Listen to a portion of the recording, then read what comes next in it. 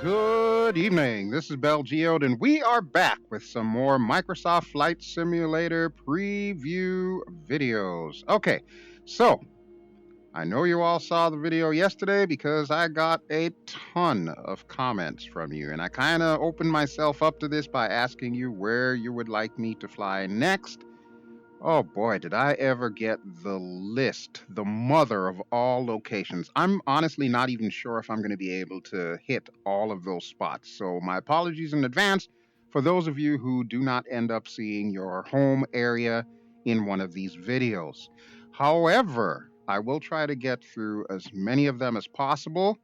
And this particular video is no exception. Sergio from helisummer.com actually was the first person to give me a suggestion of places to fly.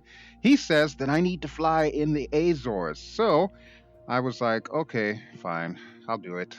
Give me 2 ICAO codes and I will fly there. So here's our 2 ICAO codes. We have Lima Papa Hotel Romeo, which I believe is pronounced Orta, if I'm not too mistaken. And we're going to be flying from Orta all the way across the islands and landing at Lima Papa Lima Alpha, which according to Sergio is pronounced Legish, I think. I hope I didn't butcher that. Sergio, I tried. What can I say? I tried. But anyway, aside from that, we are going to be taking the Beech Bonanza G36 today, just to do something a little bit different. And we are also completely set on live weather and live traffic and everything. So anything that happens in the sim and happens to be recording at the time, you will see it. You will definitely see it. And incidentally, just to kind of give you an idea here, you may notice little green icon right there. That's a player. That is an actual player flying around there. The AI is usually a white icon, but they're also flying around as well. Okay, now the main purpose of this video is going to be to highlight the one thing that I got comments on the most yesterday. A lot of people asked me if I could explain how I was able to do the quote unquote poor man's VR. That is trackIR inside of my Oculus Rift S. I intend to explain that to you in this video. So for those of you who are just here to see flying, you may want to skip forward probably about 20 or so minutes, and then we'll get into the cockpit and actually do some flying. But for those of you who actually came here to find out how I did it, we're going to do that right now. And we're going to start by going to the appropriate websites on Chrome. Okay, so the first thing that you're going to want to do is you're going to want to download the 2 bits of software that you will need. The first one is going to be Opentrack. That is what I use. And Opentrack, the reason why I use it is because it is free, it is open source, and as it says right here in the description, it is a head tracking app for games and flight simulation software. It really doesn't get much more clear-cut than that. Plus, it's got the cute pink octopus. I mean, who doesn't like the cute pink octopus? Come on now. So anyway, you're going to go to this website that I'm highlighting right here. This is sourceforge.net/projects/opentrack.mirror. Remember, all the links to anything that I show you in a YouTube video will be in the video description. Read the video description. You will find the link there. It's a lot easier than, trying to copy and paste based on what I post in the credits. In any event, you're going to go to this website and you will download the latest version of Opentrack, which is version 2.3.11 as of the time of this recording. You could either download the zipped versions or you can download the setup exe file. It doesn't matter, whichever way you want to do it. You can install it anywhere you want on your PC. It does not have to be in a particular location. You can put it anywhere you want. So go ahead and get Opentrack, and that is the first half of this equation here. The second half of the equation is, of course, Steam's virtual desktop. Now, unlike Opentrack, Steam's virtual desktop is not free. It will cost you $14.99, $15 US, basically.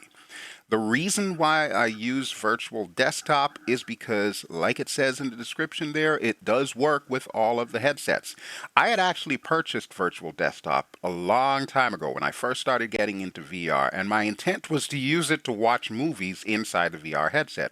Well, needless to say, that novelty wore off pretty quickly, and it's just kind of been sitting here in my Steam library doing nothing until now. And I prefer using this because with this particular program, that's how you can create the virtual IMAX screen.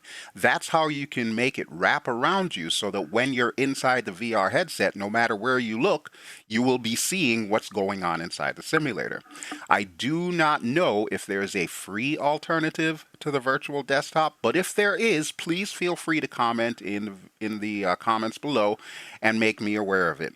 This is what I use. This is why I'm showing you in this particular method. All right, so assuming you've got your Opentrack and you've purchased your virtual desktop and it's installed in your Steam and running, what you'll want to do next is you'll want to open up both of those programs. We are going to take a look at the interfaces for both of these programs, and I'll go over some of the key settings that you're going to want to pay attention to in order to utilize my method. All right, so you've gone ahead and downloaded everything, and you now have both programs open. This is what the interfaces will look like. Okay, so we've got on the left Opentrack. There it is again, little pink octopus. That's a pretty dead giveaway right there. And on the right, we have Steam's virtual desktop. Now, I'm going to go over each individually. So we're going to get rid of the Steam virtual desktop, and we'll start with Opentrack because there's a bunch of things that I need to go over there as opposed to in the Steam virtual desktop, which is relatively straightforward to set up. But there are some things that you will need to pay attention to in Opentrack. So let's get rid of Steam and we'll head over to Opentrack. Okay, little pink octopus, it's just you and I. All right, so when I started using Opentrack, I actually intended to use it with Arma 3. And while it does work with Arma 3, it obviously can be used for other things, as you have no doubt seen. If you're watching this video, I know exactly why you're watching this video, and it has nothing to do with Arma 3. So let me go through really quick what you're seeing on the screen. Of course, a lot of this is pretty standard for a lot of the trackIR type programs, but the interfaces may vary. So you've got your raw tracker data right here. That will actually show you real time where your headset is moving. You won't see it, of course, since you will be inside the headset. And then, of course, your translations to yaw, pitch, and roll for your head movements. Your inputs, your outputs, and your filters are all here. Now, let's take a look at this in depth. Right now, I currently have mine set to the Oculus Rift runtime 1.40, and that is perfect for the Rift S and some of the newer Oculus headsets. You do have older runtimes that you could use. You'll notice that there's also Valve Steam VR. This is for pretty much any headset that will work through Steam VR. So realistically, all of them. I mean, I don't know of too many headsets that do not work with Steam VR.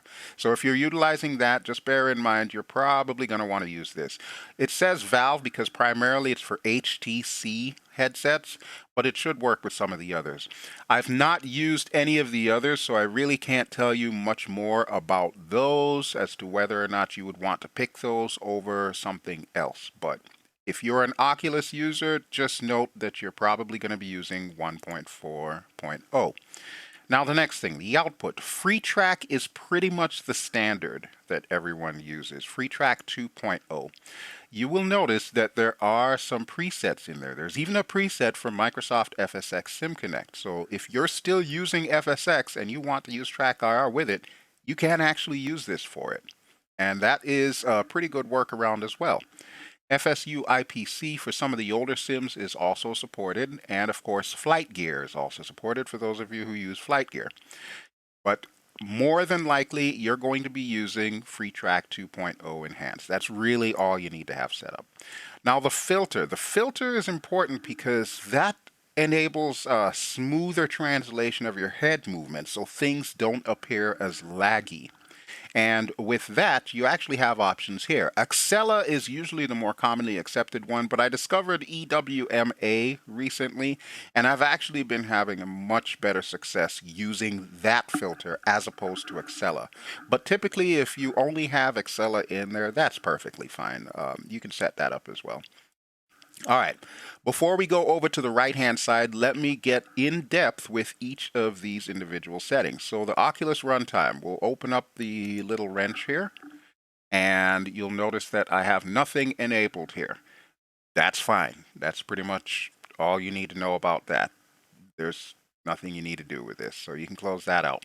Now, FreeTrack, on the other hand, FreeTrack, you'll notice that it has options here. You could either use the trackIR software and hide FreeTrack, you could use FreeTrack and hide trackIR, or you can enable both.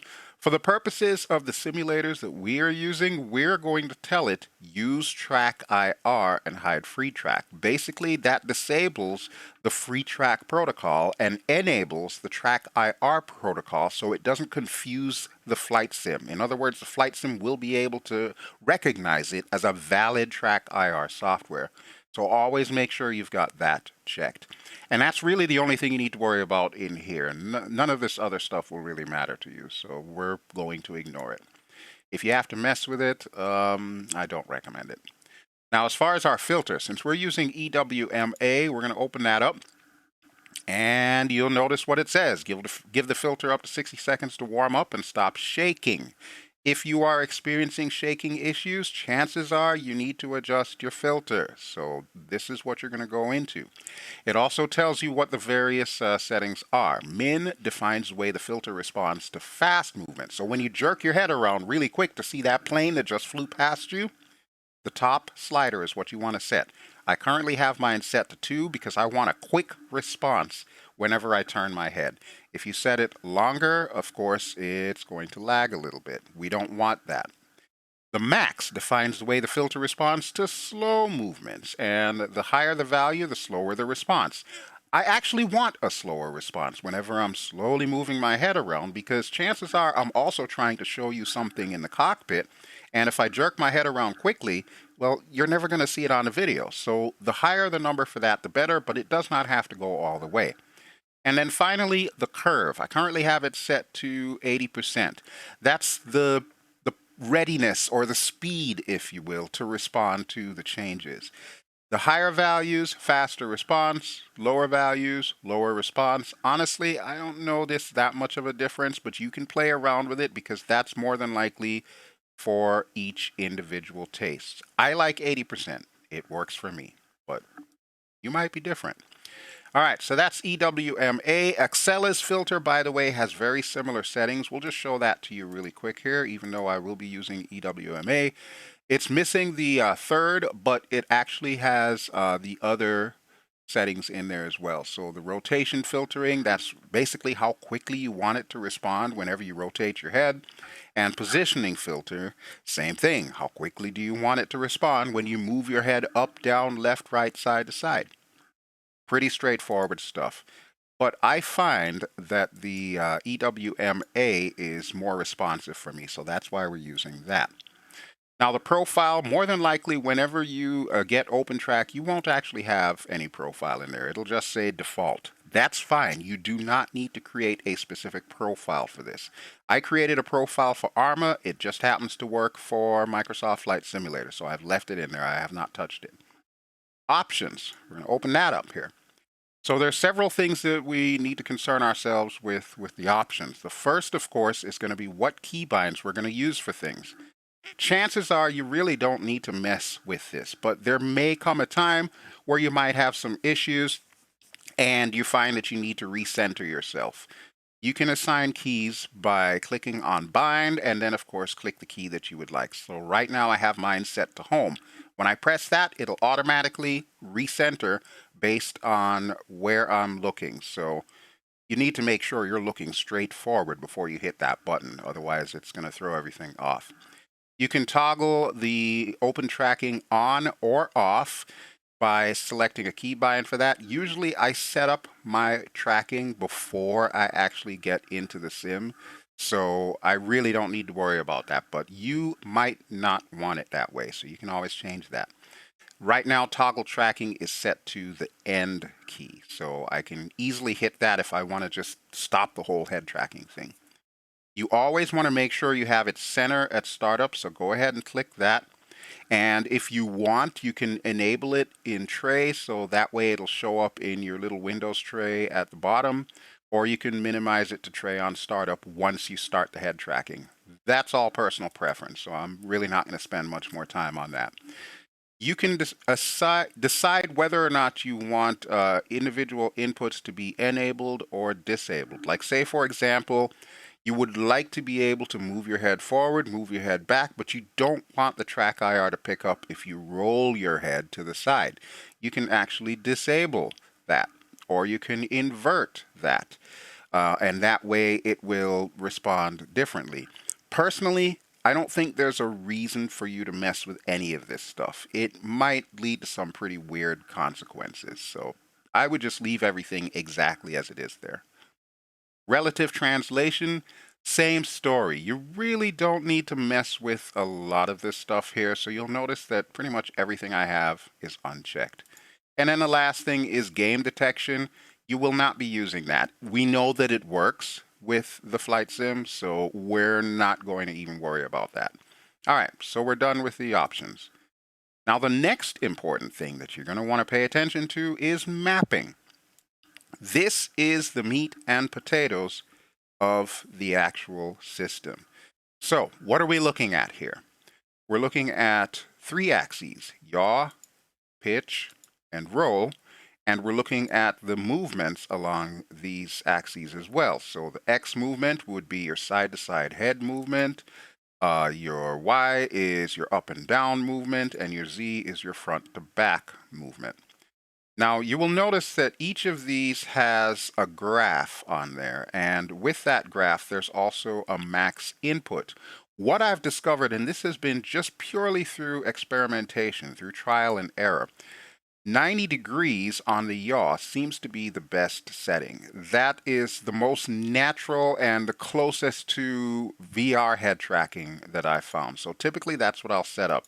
If you set it up for 180, oftentimes it looks like your head is moving too slow and it's going to feel weird inside the headset.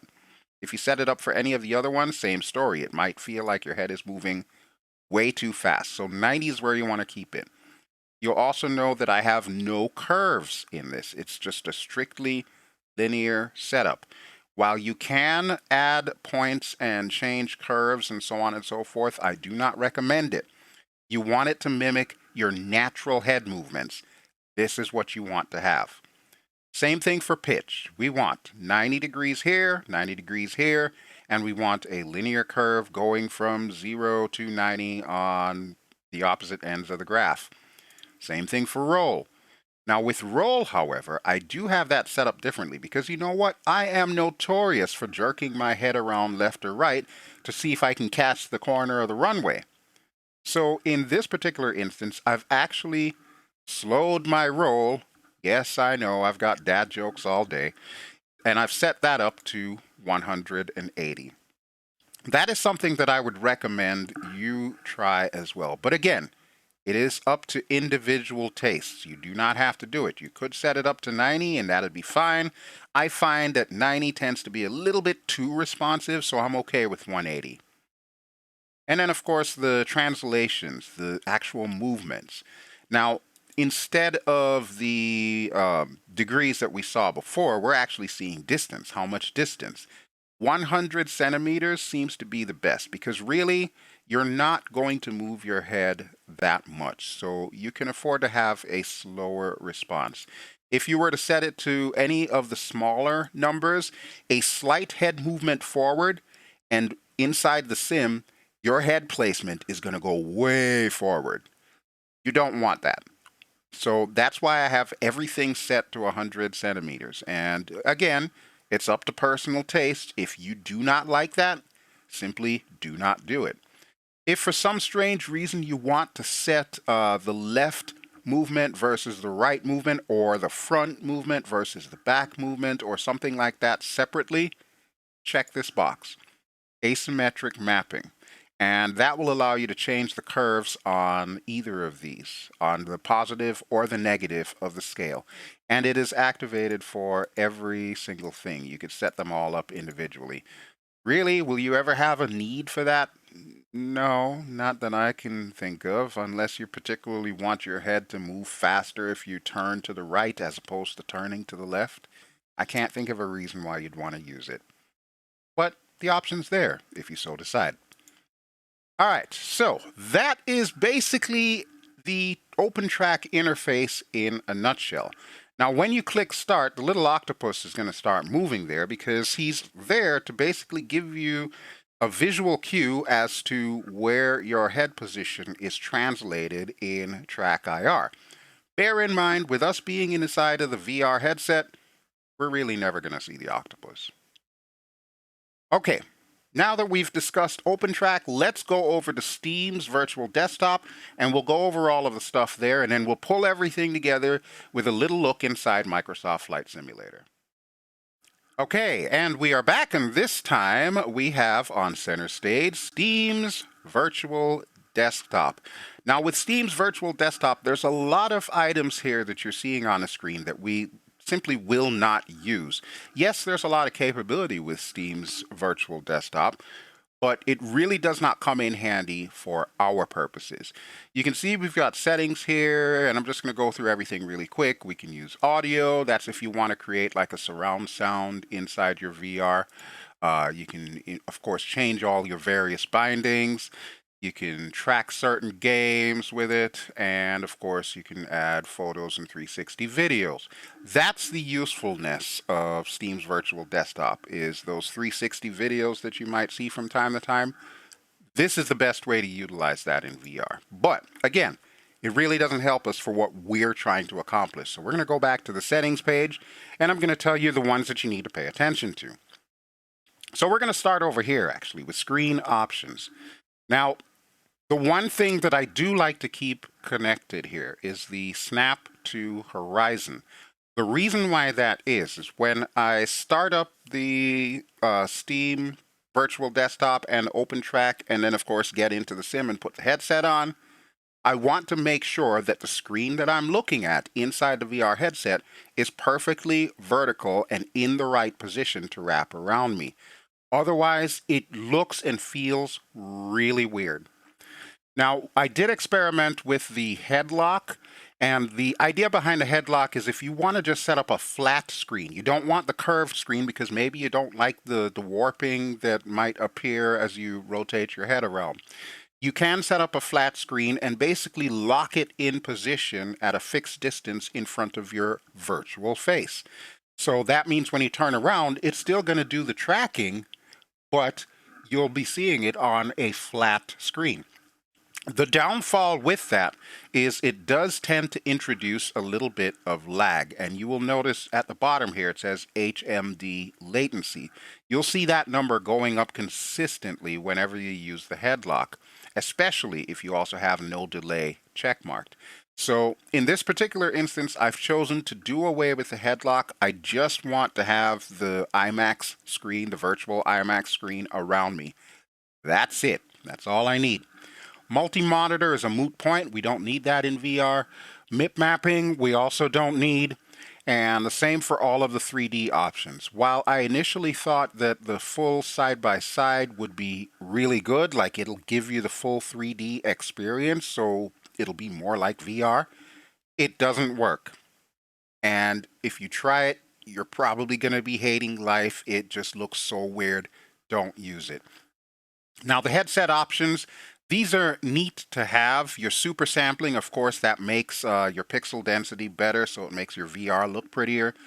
You don't need it, at least not in Microsoft Flight Simulator. Microsoft Flight Simulator is already running at a pretty good resolution. You don't need the super sampling with this method.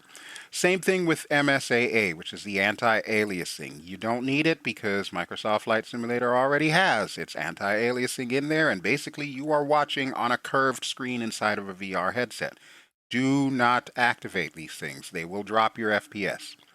Windows integration, really, I mean, that that's a moot point as well. We really don't even need to discuss that because none of that will really ever help you.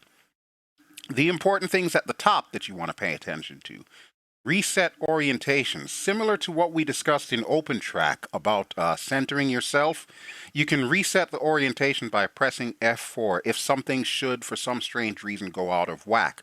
As long as you've got Snap to Horizon selected, you should already have the screen virtually where it needs to be. But it's good to know that you can always hit F4 and that will allow you to reset if you need to. As far as the environment, I choose Dark Nebula just because I like space and so on, but that is the environment that you see outside of the IMAX screen. And remember, we're really not trying to pay attention to anything but that IMAX screen because that's where our flight simulator is.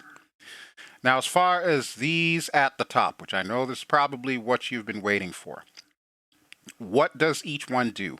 Screen size, you'll notice that there's shortcut keys, F2, F3. As long as those keys are not bound in the simulator, you can hit those keys and it'll enlarge or shrink the wraparound screen for you. 321 is what I currently have it set to, but I'll be honest with you folks, I do sometimes play around with this. What this will do is make your screen larger or smaller. And sometimes I like to have it large enough so that no matter where I put my eyes inside the Oculus Rift S, all I'll see is screen. I will not see the background at all. You can play with that, find something that works best for you.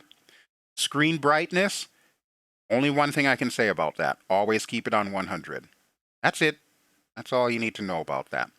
Screen distance. This is the virtual distance, the apparent physical distance of the screen from your face.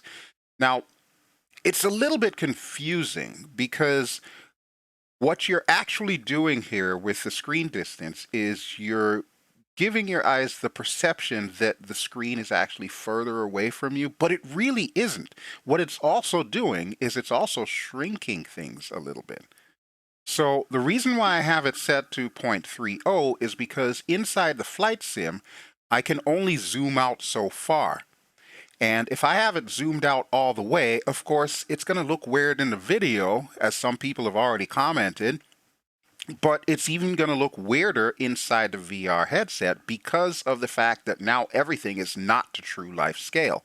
What I've found is keeping it zoomed out all the way and setting this to 30 seems to be the best way to keep it looking the way it's supposed to look in VR, so it looks like a natural cockpit size.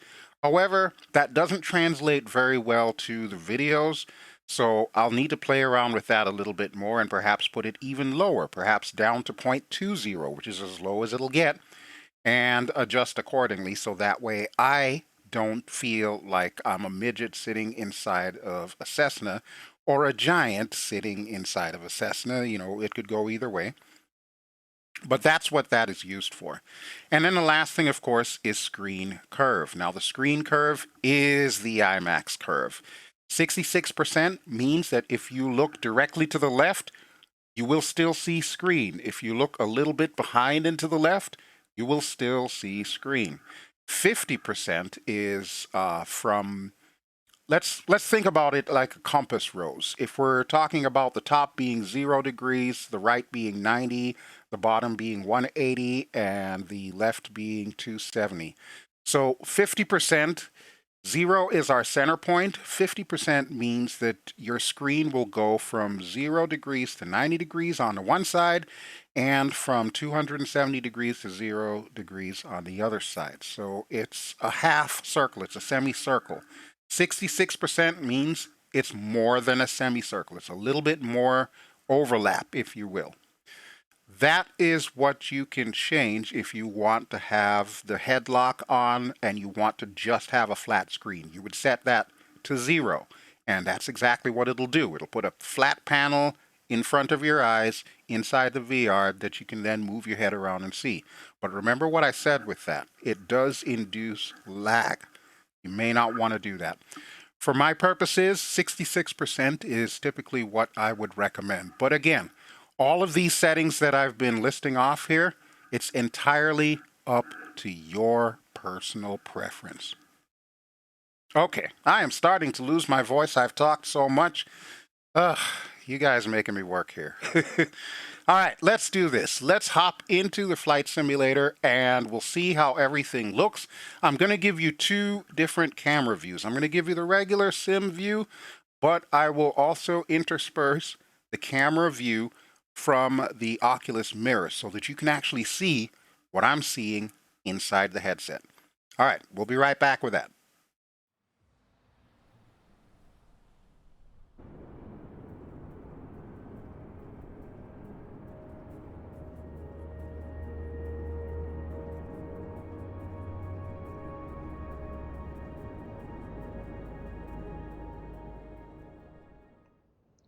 All right, so we are in our chariot for the day, the Beech Bonanza G36. We're running an American registration today, November 70 Alpha Golf Bravo. You may notice a recurring theme. Whenever you see 70, that refers to the year of my birth. And November, well, that's the month of my birth. So there you go. Now you know how old I am. All right, so we are in the Azores, as I explained on the main screen, and you can see the view has slightly changed from the last video. What I've done is I've kept everything default inside of Microsoft Flight Simulator, and by default I mean the actual zoom angle. So this is basically what you would see if you did not have trackIR, or more importantly, you would actually see it like this. Notice I'm trying to not move my head here because that's basically what you see. Now, I can, however, utilize the hat switches. So, for example, let me just keep my head straight and do a left turn here. So, there's the wing view, there's the other wing view. And of course, you can do other things such as peer over the top of the dash, or you can look directly on your G1000, or you can zoom in. So that's the way that you would be using it on the monitor. But since I am in this thing, because of course I'm spoiled like that and can't fly without some kind of head tracking, this is how I am able to utilize that. All right, but the one thing that I do want to show you just before we start up and take off, and there will be a lot of editing in this because I realized the last video was pretty long. The one thing that I do want to show you, however, is what it looks like from my point of view inside the Oculus Rift. Now, to do that, we're going to be using the Oculus Mirror. So I'm actually going to be recording directly from the Oculus Mirror in a moment. Okay, so now we are actually inside the Oculus Mirror, and you can see things the way that I see things. Now, I have deliberately changed the size of my little wraparound screen because I wanted to show you that the edges do in fact exist. And if you look over there, as well as all around, you will see the backdrop that I have inside of VR.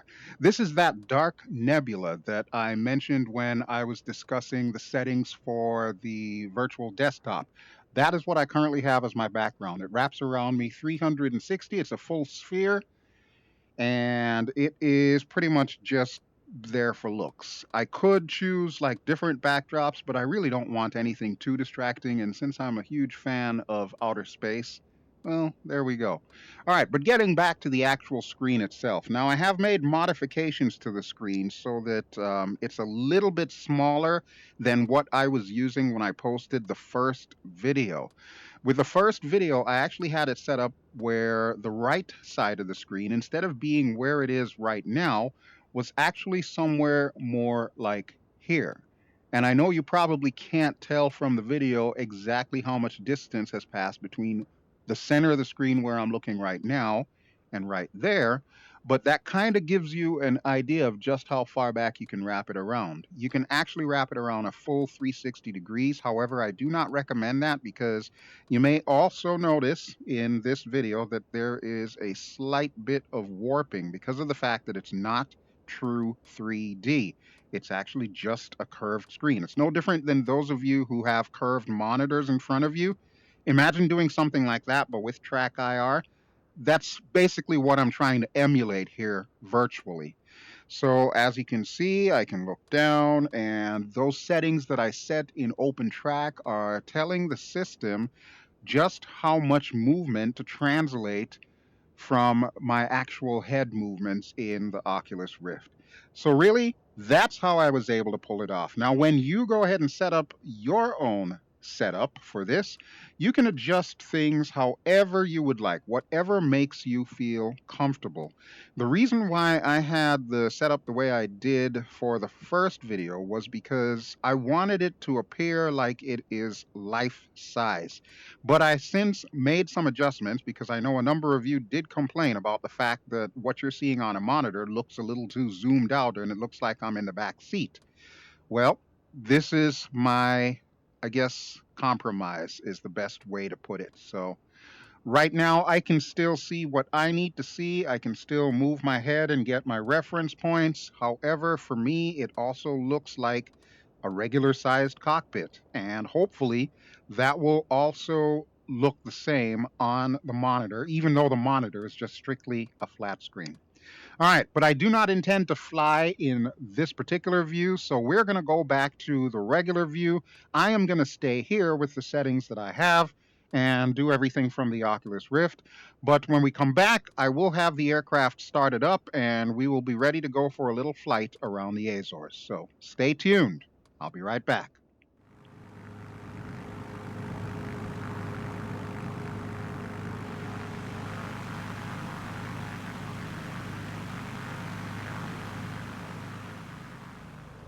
All right, so we've been asked to taxi out to runway 28, and we are currently on the threshold of said runway, and we're just getting ready to take off. You can see on our G1000, we're going to need to take off and then fly to the east. We'll try to make it as scenic as possible here. Now, one thing that I am going to do, which I alluded to in a previous video, however, I'm going to do that now.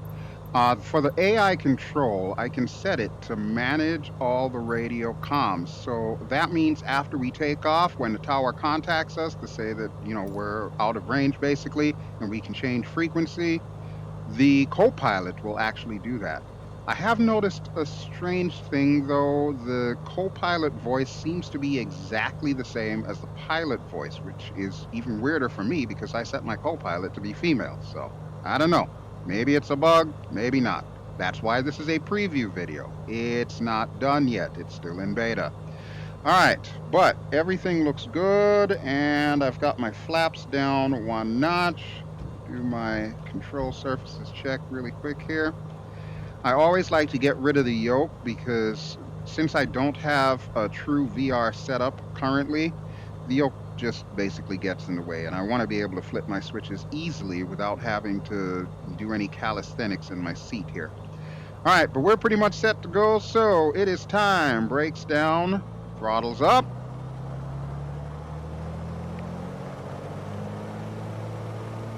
We'll watch our RPM. Okay, we look good. Brakes off.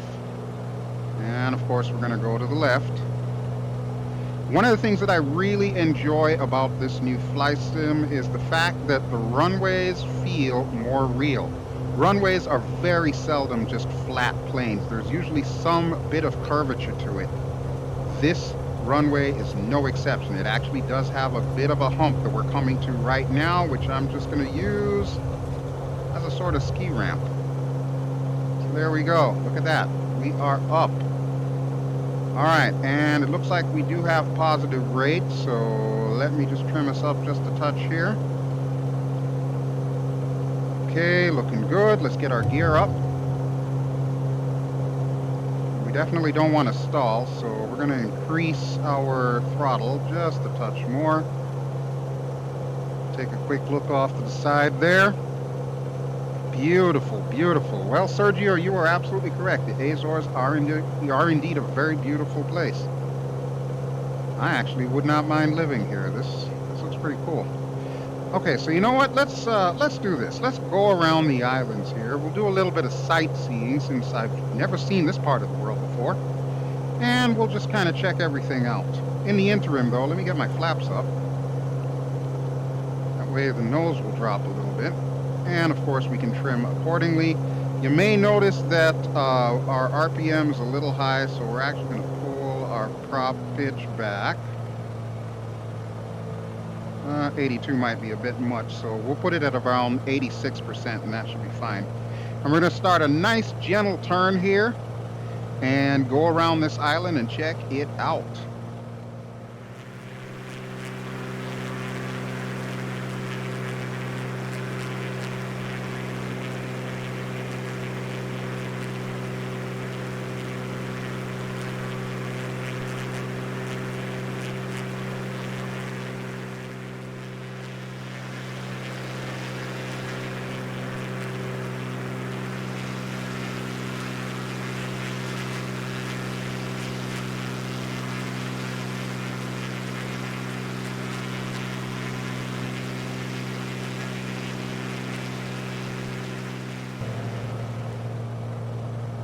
Wow, I gotta admit, that is pretty impressive.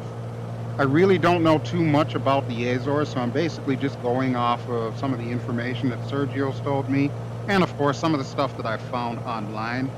But this looks really good. I thought Jamaica was impressive. Oh, this is awesome. This is really awesome. All right, so we're slowly but surely working our way back to our magenta line there on the G1000. And I really only set us up to go up to about 3,000 feet above sea level. So we're just at 2,000 right now. I'm going to go ahead and engage our autopilot, and we're just going to fly straight. Looks like we're heading to that mountain, though, so I'm a little bit worried about that. And let's set up our VS. Okay, so we want about, what is that, 500 feet per minute, looks like. Yeah, that should be fine. That should be fine. Okay, so once we get up to 3,000, we will level off, and we should also be getting pretty close to the little magenta line that you can see there. So at that point in time, I will engage our nav hold, and then we'll just do a straight shot to our destination island. It looks like there are actually quite a few islands in between where we took off from and where we are landing. So that is pretty cool. All right, you know what? Let's go back to the outside view as we work our way up to altitude, and we'll take a quick look around.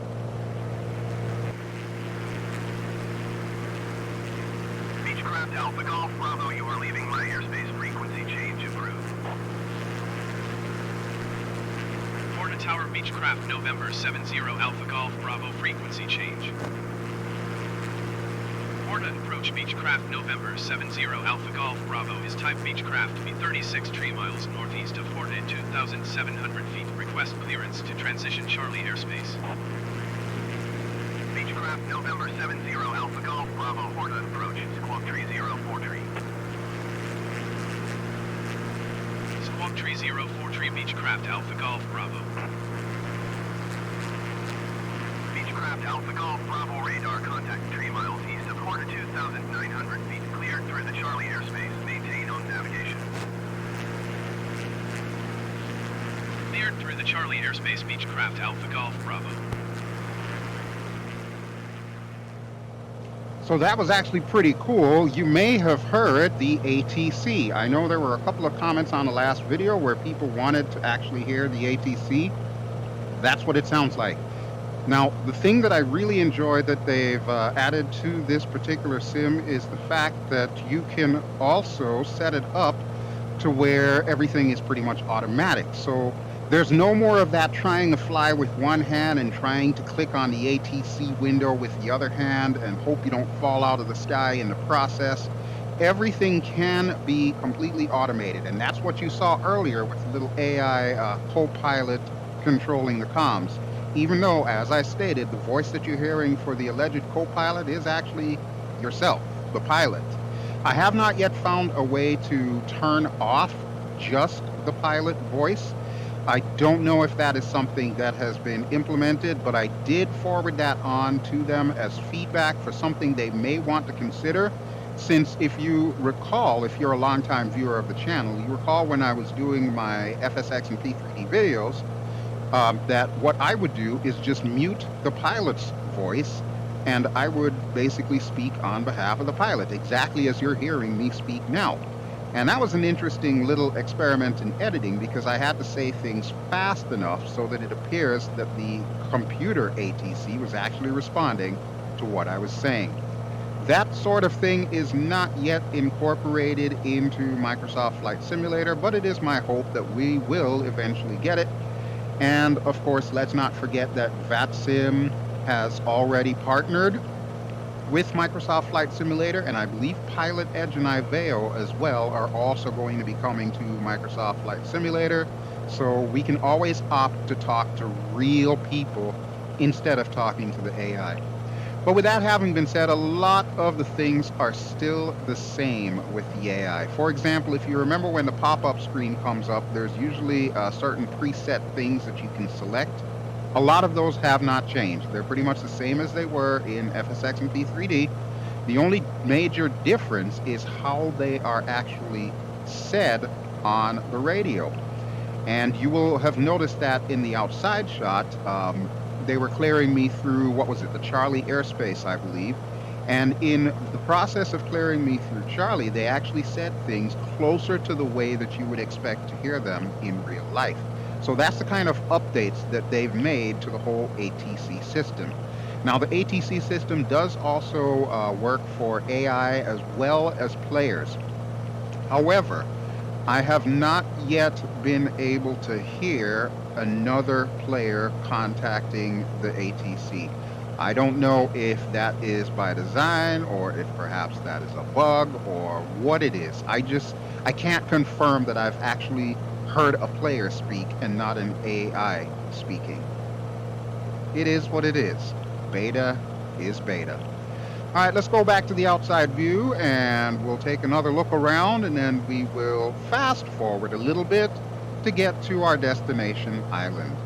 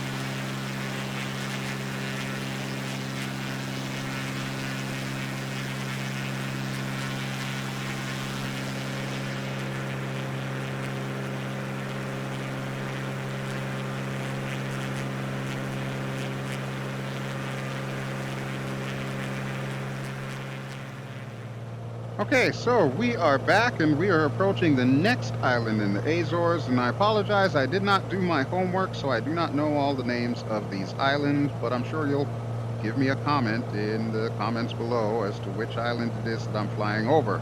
Right now, the main thing that I wanted to show you are the two little pop-ups that you could see at the bottom left and the bottom right. Now bear in mind, since I am in the Oculus Rift S with the wraparound screen there, in order for me to see them, I actually physically have to move my head. So that's why it looks like I'm looking to the left and looking to the right on a monitor.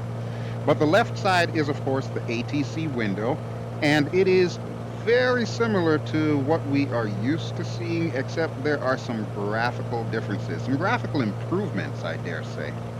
So it has, of course, the typical record of all of your communications with ATC. The icon to the right is, of course, yourself, and the icon to the left is, of course, ATC. So there we have a full record of everything that we have sent on frequency 127.900, and COM2 is also in there. So if we wanted to activate COM2 on our radio and talk on that channel, we most certainly can, and it will, of course, appear in the ATC window. So we'll close that out. We'll take a quick look outside here as we pass by this next island.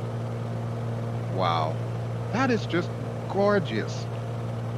See See, this is the kind of thing that I love. And look at those trees down there. Those are 3D trees, folks. Those are not your typical X-shaped flat billboard trees. Those are actually 3D trees. Now, there are several levels of detail to the trees, so you may notice that they might look a little bit different from up here as they would down there. And look at that, we can even see traffic, and it looks like they drive on the right here. Wow, I did not know that. Huh, that's pretty cool.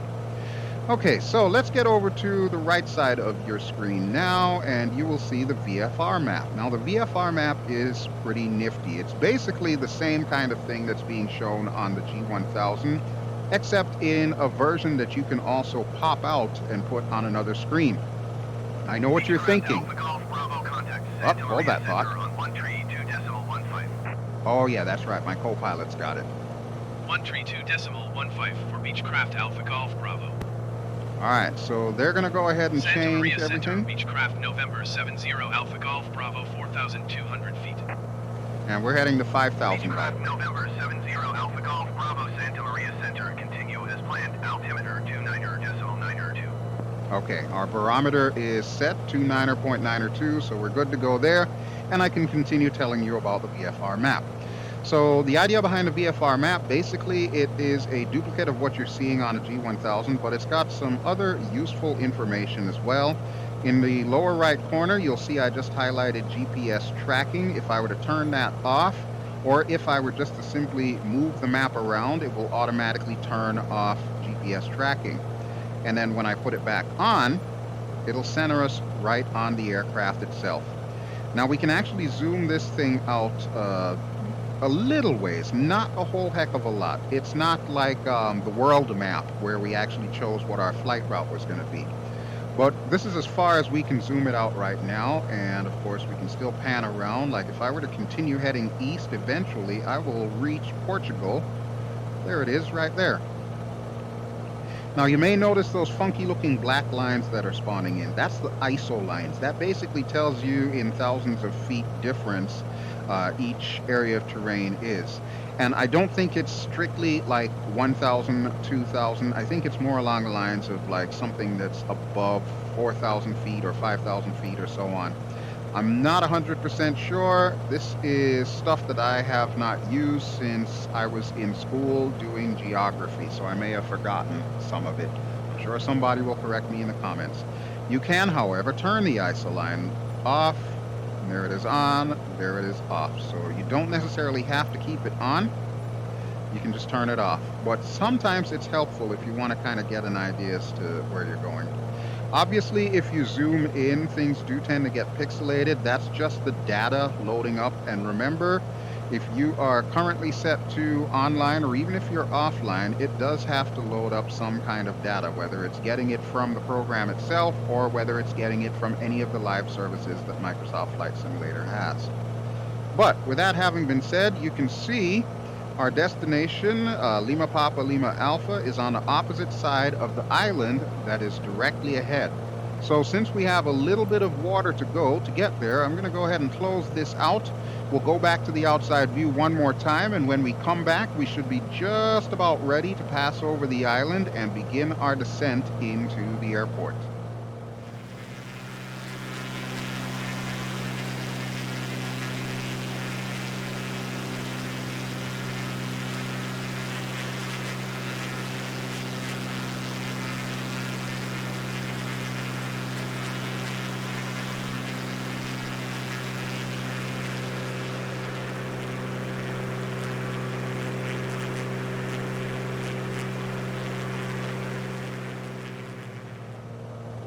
All right, so we're a little over halfway to our destination, and we're going to start coming down in a moment. I'm going to see if I can bring us down to about 2,000 feet. I believe we're going to need to hang a right and go around the island to get to the runway. But I wasn't quite sure exactly how that works, so that's why I've popped up the VFR map again. The other thing that I want to show you about the VFR map is not only can you use it as like a double of the G1000 screen, but if you zoom all the way in, you can actually use it as an airport map. So let's say you're coming into an unfamiliar airport, such as I am right now. Well, they actually just cleared us to come in to runway 15. I had no idea they had a runway 15, but you know what? If I zoom all the way in, sure enough, there it is, runway 15. So now we have an idea as to how we're going to need to approach this. So I'm thinking what I'll do is I will bring us down appropriately enough over the mountains and everything, because it does look like there's some pretty hilly areas, and we'll overfly the airport. And once we finish overflying the airport, we're basically just going to go out to sea, make a left-hand turn, and then bring it into runway 15. In theory, that should work, but if I get a little bit lost, I can always reference this VFR map, and it should be able to help me bring this in. All right, but for now, let's close that in. And I do believe we are pretty much set to go, so we're no longer having flight following because our destination island is up ahead, and I took the liberty of setting us up through the ATC with Legish. So we will be coming in, it says here, left base, runway 15, altimeter 29.902, winds at 236 at 5 knots. Perfect, that will work.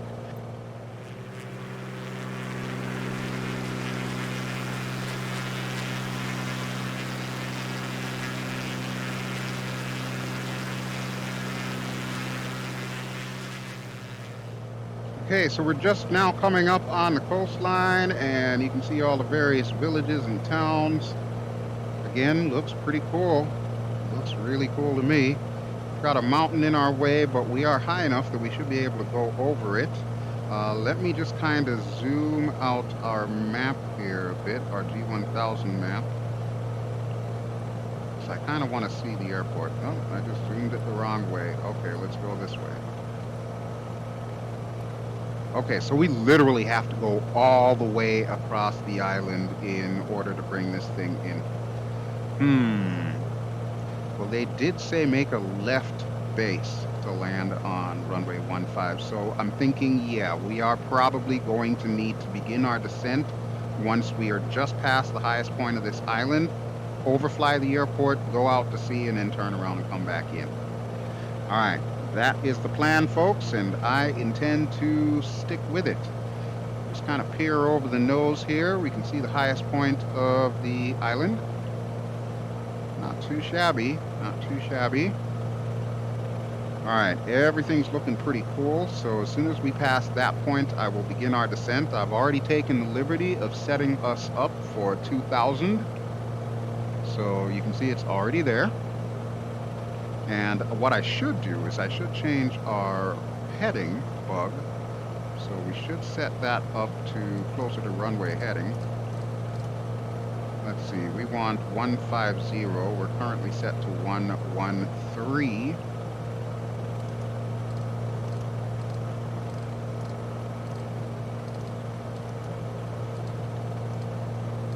And there we go, 150. All right. That works. That will give us an indication as to where we need to be to come in. And that does kind of look a little weird to me, but it looks like it might work though. Looks like it might work. All right, let me see if I can see the airport. I really can't. I know it's out there somewhere. We may have to go back to the outside view really quick. So let us set ourselves up for our descent now. And I'm going to activate our vertical speed. We'll drop it down to about 400 feet per minute. We'll also get our mixture back to full. And we'll drop our throttle back as well. Actually, let's do 500 feet per minute. That'll be a little bit better. There we go. That works. All right, back to the outside we go to see if we can see this airport directly ahead of us.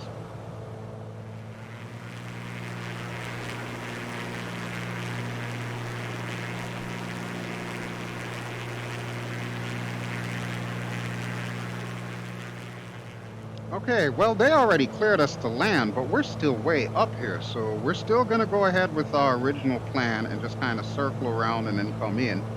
But one thing I am going to do is I'm going to drop flaps 1, So there we go. Make sure that our flaps did in fact go down. Yep, I see one down there, and I believe the other one should be down. I can't really see it. Now, one thing that I have noticed being on this island here is there is some scenery loading. I'm not quite sure what the story is, but I do know that I am connected online, and if you look closely, you can actually see some areas might still be loading up. Not sure what the story is on that, but we're gonna deal with it. All right, let me zoom this in a little bit more. See, at least I got the right direction this time. Okay, right there should be good. And we are at 3,000, or a little bit over, 3,300 to be precise. So let's go ahead and give it a little bit more power here. I don't want us to stall and fall out of the sky. For the parts that have definitely loaded up, it looks really cool. Wow. Huh. All right, so that's the Azores. I never would have thought that the Azores was such a beautiful place, but sure enough, it is. I am okay with this. I am very okay with this. Okay, we're about to overfly our airport, and we are closing in on 3,000 feet. So once again, we'll go back to the outside view really quickly here, just to take a look at the airport.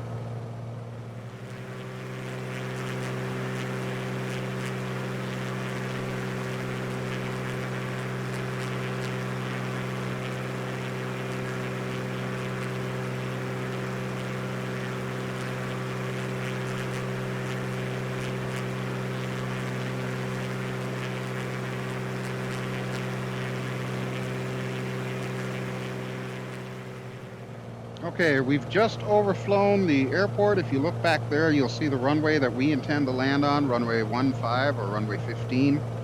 So we are still heading in the correct direction. I'm actually going to take it off of our nav hold right now, so that way we're just going to continue going straight. And eventually I will take it off of autopilot altogether as we bring ourselves in. But for now, let me pull the throttle back a little bit more, and we're actually going to drop our gear. There we go, gear is down. Let's make sure our parking brakes aren't on. And we'll also drop full flaps. Let's make sure everything looks good. Yes, it does. Of course, we are really going to be losing speed, so let me go ahead and get that throttle back up before we stall.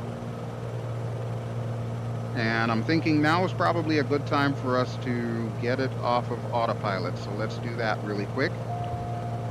Whoa! Was not expecting that kind of drop. All right, there we go. Let's pull her back up.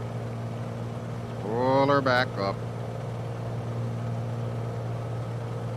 Moral of the story is always check your controls before you take it off of autopilot. It may one day save your life. Alright, according to the GPS, we are where we should be as far as a downwind leg goes, so let's just confirm. Yep, there's Lejish. Alright, looks good, looks good. Where's the end of the runway? Right over there. Okay. So we're going to continue heading this way. And I'm thinking this is probably a good altitude to be at right now is 1,000 feet. So we're going to hold it right here. Give it a little bit more power. Definitely don't want to stall, but it does appear that this aircraft is struggling just a little bit here. So let me pull up one notch of flaps again. We can probably land on one notch of flaps without any issues, so I'm going to keep it right there. And this is not a perfect downwind leg here. But now you see exactly why I like to have the ability to look around in the cockpit. It is essential for me when trying to pull off a landing such as this. We definitely need to have that frame of reference. I need to be able to look to the left and see the runway that I'm trying to land at. All right, we're gonna trim ourselves for speed here. I want to get us roughly around 70 or 80 knots. I'm thinking 80 is probably closer to where I want to be, but it's what it is. We're gonna start a nice gentle turn around here. We've already been cleared to land, so all we need to do right now is just bring her in. Pull the power back somewhat, because we are coming in a little fast. And we'll keep checking as we go around. Now I know we're probably above glide slope, but that will be corrected shortly. This is going to be what I call a carrier approach here. We're just going to bring it all the way around, and hopefully we should be lined up just about right to take it to the deck. Yeah, you can see we're getting on glide slope now. And for this time around, since the one person said that I absolutely ruined the landing by going to the outside view, I'm actually going to do it differently this time. I'm going to stay in the cockpit, try and see if I can bring her down properly here, because I would hate to ruin your immersion. Okay, but as you can see, we are now a little bit low on glide slope, but we're still looking kind of good, so we're going to pull the power back here.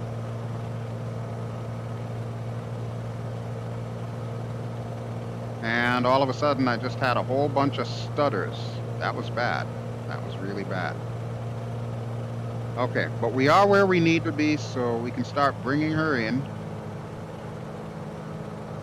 She's a little bobbly. And let's bring the power down all the way. We're down.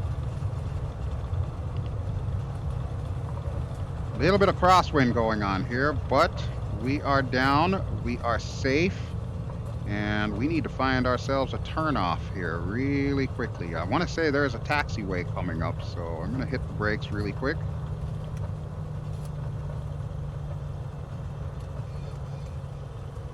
There we go. Alpha Golf Bravo, exit runway when able. Okay. We have been commanded to exit runway when able, so that is exactly what I intend to do. We're going to turn off this way, and we're going to park right over there next to that GA. Alrighty, folks, so welcome to what is it? Lejas? Yeah, Lejas, something like that. Sergio will correct me in the comments. Bravo contact ground on 121.9er. Alrighty, thank you. I appreciate it. 121.9er, Beechcraft Alpha Golf Bravo. All right, I'm just stopping here so that I can set everything up in preparation to come in. So we've got our pitot heat off, got our landing lights off. I realize I never turned off the landing lights at all. We've been flying with them on the entire time, but that's okay. I don't think anybody's really going to report me to the authorities for that. All right, but there is our parking area, so we'll quickly make our way there, and then we'll call this video done. So once again, I want to thank you for watching. This has been BelGeode. I have been flying Microsoft Flight Simulator. That is the new Microsoft Flight Simulator. This has been a preview video. This is the second of my little mini series preview videos, where I'm showing you some of the interesting things that are going to be available for you once this flight sim goes live on August the 18th. Please remember, everything that I'm showing you is the part of the beta build. Beta means it is incomplete. There may be bugs, there may be things that I'm pretty sure Microsoft probably doesn't want me to show you, but it pops up in the video. I don't really have much of a choice but to show it to you. So, you know me, if you've been watching this channel for a while, you know that I really don't hold back. I'm going to show you the good and the bad as I come across it, and you can make your decisions on your own. But with that having been said, because it is a beta, that means there are still feedback reports being sent in, and there are still bugs being squished, which is fine. We expect that. So please do not judge Microsoft or Asobo harshly. they're doing everything they can to make sure that this thing is ready for prime time come August the 18th. Well, with that having been said, we are pretty much done. So, once again, thank you all for watching. And if you enjoyed what you've seen, please feel free to give me a like. Don't forget to subscribe if you haven't already done so. For the next couple of videos, I will endeavor to go through as many of the locations that you suggested to me in the comments of the last video, and I'll try to see if I can do like a montage of all those various locations. So it won't be your typical flight video, but by the same token, it also shouldn't have the long winded explanation that takes up half of the video. All right, hope you enjoyed, and I will catch you again really soon. Ciao.